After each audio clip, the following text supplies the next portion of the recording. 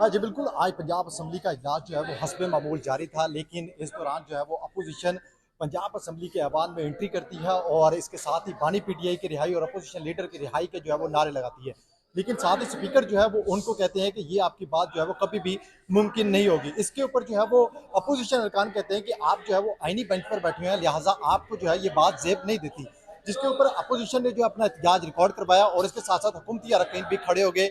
इसके साथ ही मेरे साथ जो अभी मौजूद हैं डोगर साहब, इनसे ही बात कर लेते हैं। इन्होंने जो है वो अपनी चेयर से उठकर एहसान को जो है वो थप्पड़ रसीद कर दिया। आप उठे क्यों हैं और उसको थप्पड़ क्यों रसीद किया है, इन्हीं से बात कर लेते हैं। डोगर साहब, एकदम कैसे आपके दिमाग में आया कि आप उठें और वहाँ पर थप्पड़ रसीद कर दें? ये तो आपको जेब नहीं देता ना। नहीं नहीं, बिल्कुल आपकी बात ठीक है। मैं लेकिन बताना चाहता हूँ, अगर आप पूरी रिकॉर्डिंग देखें, पूरी रिकॉर्डिंग प्रोसीडिंग जो असेंबली की चल रही थी, पहले हमारे डिप्टी स्पीकर साहब का रवैया बहुत ख़राब था। ठीक है। हमें वो बोलने नहीं दे रहे थे, इंतहाई ना नाजेब अल्फाज इस्तेमाल कर रहे थे।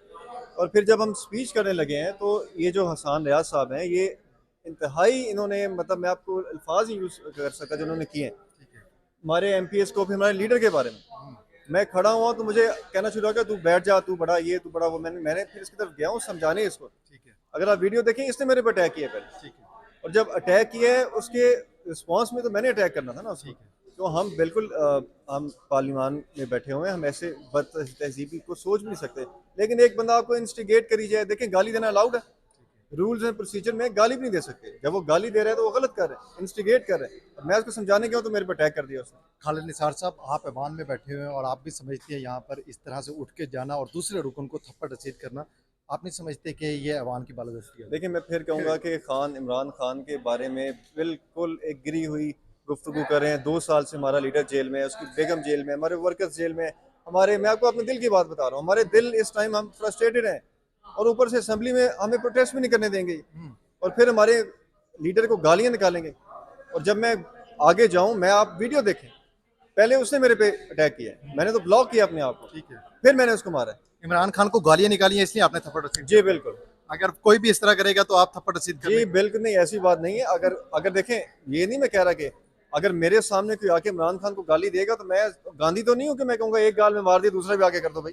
हम तो रिटेलिएट करेंगे। ठीक है। तो आप गाली देनी है तो आप नून लीग के अपने दफ्तरों में दें, घरों में बैठ के दें, मेरे सामने आके प्लीज ना दें। 15 सीटिंग के लिए आपको मुअत्तल कर दिया। अब आपको थप्पड़ मारने की सूरत में 15 सीटिंग के लिए आप इजलास से मुअत्तल है। अब आप क्या? मैं ये कहता हूँ कि इमरान खान की मोहब्बत में 15 क्या, मुझे यकीन करें, मैं आपके दिल की बात है, मुझे ये वैसे ही मुझे रिजाइन भी देना पड़े मैं दे दूंगा। मुझे इमरान खान से आगे हमें कुछ नहीं है। ये खान है तो हमें ये सारी इज्जत मिली हुई है। तो अगर हम उसको यहाँ बैठ के डिफेंड नहीं करेंगे, हम इसी की बात तो नहीं लेने आए यहाँ पे। हम खान को उसको इंशाल्लाह छुड़वाने आए हैं, कोशिश कर रहे हैं अपनी जितनी हम कर सकते हैं। 105 से 108 मेंबर है टोटल पीटीआई के, लेकिन खालिद निसार को इससे पहले कोई नहीं जानता था। आज थप्पड़ रसीद किया, खालिद निसार को हर कोई जानने लग गया। क्या वजह यही बननी थी कि जाना है हुकूमती रुकन को मारना है, शायद इस वजह से नाम नहीं नहीं, देखें, ये तो अल्लाह, ये तो बहुत छोटी बात है, कोई जाने ना जाने। इंसान की अपनी सोच होती है कि इंसान का विजन क्या है। इंसान की, हमारी सोच देखें है, हमें इस मुल्क को आइन के मुताबिक चलाना है। अगर आप देखें ना, पिछले 2-3 साल से क्या हो रहा है, हमारे घरों में आज भी रेड हो रहे हैं यार। बिल्कुल। हम अपने घरों में नहीं रह सकते। 5 अगस्त की कॉल आई है, तो ऐसी बात नहीं है कि मशहूर होने डिप्टी के लिए। स्पीकर का रवैया आज आप समझते हैं कि बिल्कुल ही नॉर्मल? सर, मैं ये समझता हूँ कि मरीम नवाज जब बजट स्पीच पे आई है, जो हमने वहाँ पे एहतजाज किया है, उसके बाद इन्होंने प्लान किया है, बाकायदा प्लान किया है कि इन्होंने अब हमें बोले नहीं देना। तो बिल्कुल ही हमें बोले दे रहा था सर। अच्छा, तो अब 15 सीटिंग के लिए आप बाहर रहेंगे कि ऐवान के अंदर आएंगे? क्या कोई रिक्वेस्ट करेंगे, माफी मांगेंगे, कुछ करेंगे? नहीं, मैं तो सस्पेंड हूँ, मैं तो नहीं आ सकता। आप माफी भी नहीं मांगे? नहीं, मैं तो देखें क्यों मांगनी माफी, बस अब सस्पेंड है, हम आराम से सुकून करेंगे। हाँ जी बिल्कुल। खालिद निसार डोगर मेरे साथ मौजूद थे और इन्होंने कहा कि मैं किसी भी सूरत में माफ़ी नहीं मांगूंगा, जो मैंने किया वो बिल्कुल ठीक था, क्योंकि इन्होंने इमरान खान को गालियां दी और मेरे सामने गालियां दी जो नाकाबिल बर्दाश्त थी, जिसकी वजह से मैं जो है वो तैश में आकर उसको जो है एहसान को थप्पड़ जड़ दिया।